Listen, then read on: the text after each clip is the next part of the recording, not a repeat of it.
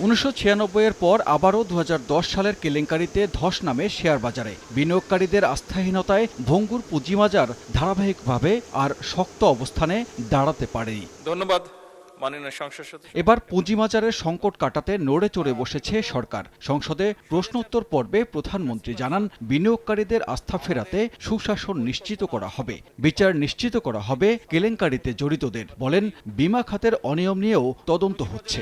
Share মার্কেটের পতন ঘটিয়ে হাজার হাজার বিনিয়োগকারীদের নিঃস্ব করার জন্য যারা দায়ী তাদের চিহ্নিত করা সহ তাদের বিরুদ্ধে আইনানুগ ব্যবস্থা গ্রহণে বর্তমান সরকার পরিকল্পনা গ্রহণ করেছে। মাননীয় স্পিকার, বর্তমান সরকার শেয়ার মার্কেটের স্থিতিশীলতা ফিরিয়ে আনা সহ বিনিয়োগকারীদের আস্থা পুনরুদ্ধারের জন্য বদ্ধপরিকর।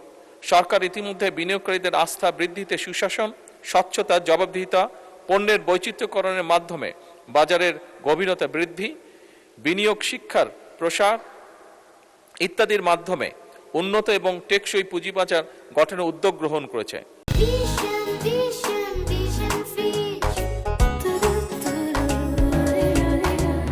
আর এক প্রশ্নের জবাবে কৃষিজ উৎপাদন বাড়াতে সরকারের পদক্ষেপ তুলে ধরেন সংসদ নেতা। বর্তমান সরকার কৃষিকে সনাতনী আর শ্রমনির্ভর ব্যবস্থা থেকে বের করে নিয়ে এসে গবেষণা, আধুনিক প্রযুক্তি, উদ্ভাবন এবং যান্ত্রিকরণের মাধ্যমে একটি প্রযুক্তি নির্ভর, লাভজনক, প্রতিযোগিতামূলক এবং টেকসই খাতে রূপান্তরের লক্ষ্যে বেশ অনেকগুলো পদক্ষেপ গ্রহণ করছে। কুমিল্লা থেকে নির্বাচিত সংসদ সদস্য আবুল হাসনাতের প্রশ্নের জবাবে প্রধানমন্ত্রী বলেন, আগামী 5 বছরে শিক্ষা বাজেট 5% উন্নীত করা হবে। জানান, পর্যায়ক্রমে বেতন বাড়বে প্রাথমিক ও মাধ্যমিকের শিক্ষকদের।